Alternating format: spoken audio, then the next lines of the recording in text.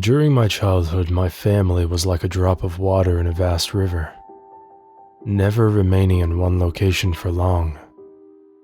We settled in Rhode Island when I was 8, and there we remained until I went to college in Colorado Springs. Most of my memories are rooted in Rhode Island, but there are fragments in the attic of my brain which belong to the various homes we'd lived in when I was much younger. Most of these memories are unclear and pointless. Chasing after another boy in the backyard of a house in North Carolina, trying to build a raft to float on the creek behind the apartment we rented in Pennsylvania, and so on. But there is one set of memories which remains as clear as glass, as though they were just made yesterday.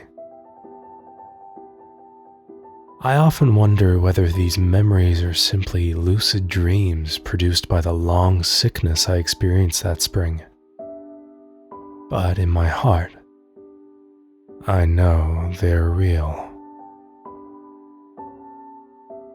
We were living in a house just outside the bustling metropolis of New Vineyard, Maine, population 643. It was a large structure, especially for a family of 3.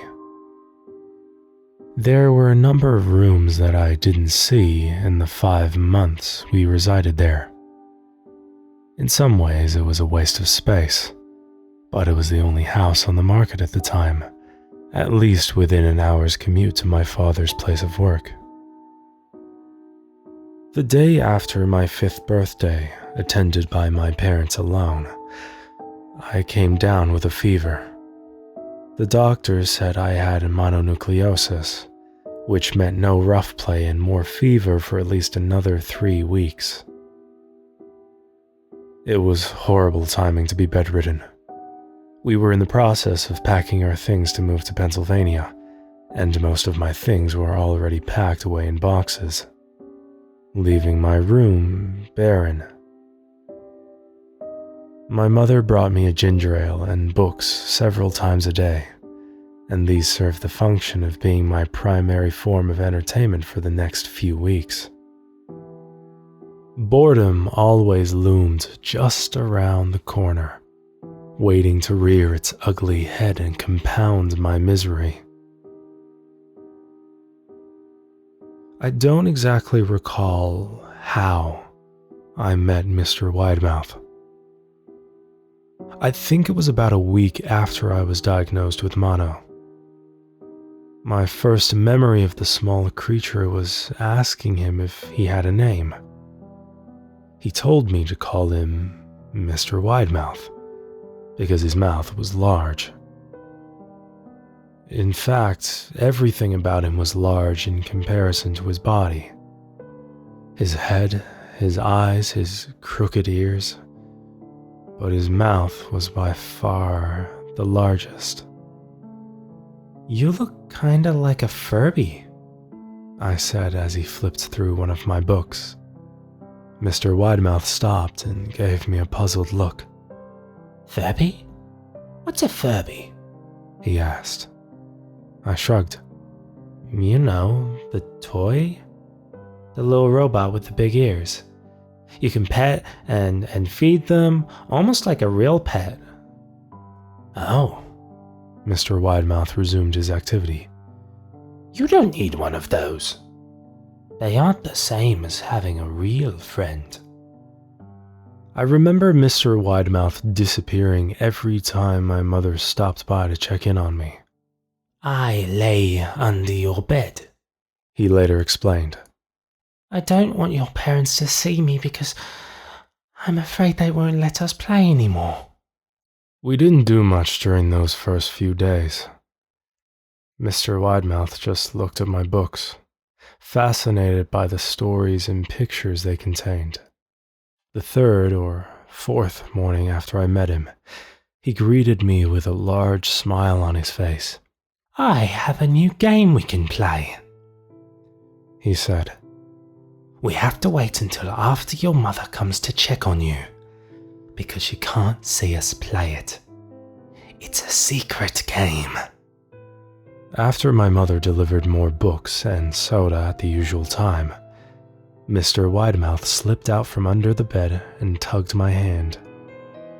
We have to go to the room at the end of this hallway, he said. I objected at first, as my parents had forbidden me to leave my bed without their permission. But Mr. Widemouth persisted until I gave in. The room in question had no furniture or wallpaper. Its only distinguishing feature was a window opposite the doorway. Mr. Widemouth darted across the room and gave the window a firm push, flinging it open. He then beckoned me to look out at the grounds below. We were on the second story of the house, but it was on a hill, and from this angle the drop was farther than 2 stories due to the incline. I like to play pretend up here, Mr. Widemouth explained.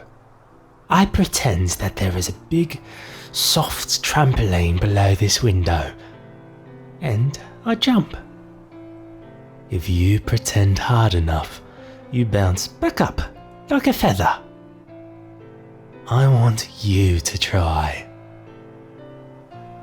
I was a 5-year-old with a fever, so only a hint of skepticism darted through my thoughts as I looked down and considered the possibility. It's a long drop, I said. But that's all part of the fun. It wouldn't be fun if it was only a short drop. If it were that way, you may as well just bounce on a real trampoline. I toyed with the idea, picturing myself falling through thin air only to bounce back to the window on something unseen by human eyes. But the realist in me prevailed. Maybe some other time, I said. I don't know if I have enough imagination. I could get hurt. Mr. Widemouth's face contorted into a snarl, but only for a moment. Anger gave way to disappointment. If you say so, he said. He spent the rest of the day under my bed, quiet as a mouse. The following morning, Mr. Widemouth arrived holding a small box. I want to teach you how to juggle, he said. Here are some things you can use to practice before I start to give you lessons. I looked in the box. It was full of knives. My parents will kill me, I shouted, horrified that Mr. Widemouth had brought knives into my room. Objects that my parents would never allow me to touch. I'll be spanked and grounded for a year. Mr. Widemouth frowned. It's fun to juggle with these. I want you to try it. I pushed the box away. I can't. I'll get in trouble. Knives aren't safe to just throw in the air. Mr. Widemouth's frown deepened into a scowl. He took the box of knives and slid under my bed, remaining there the rest of the day. I began to wonder how often he was under me. I started having trouble sleeping after that. Mr. Widemouth often woke me up at night, saying he put a real trampoline under the window. A big one that I couldn't see in the dark.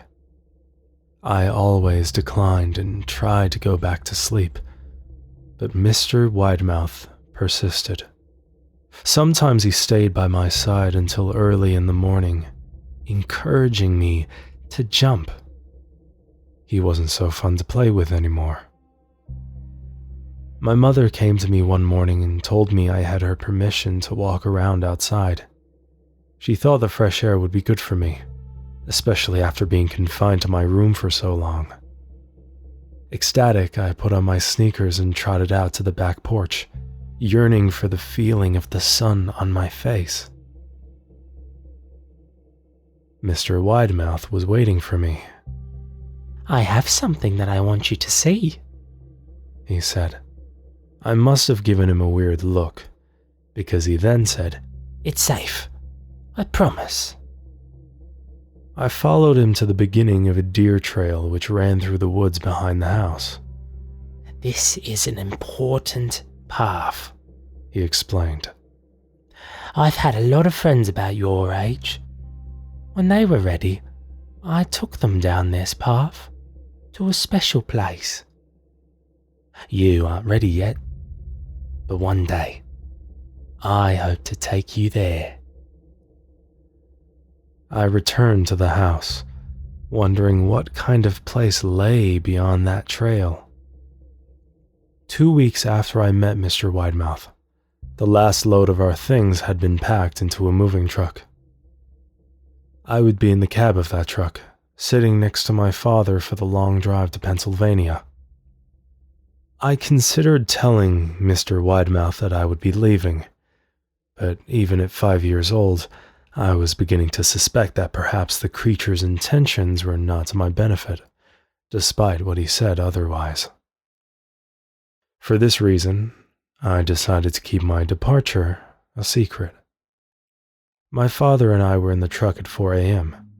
He was hoping to make it to Pennsylvania by lunchtime tomorrow with the help of an endless supply of coffee and a 6-pack of energy drinks.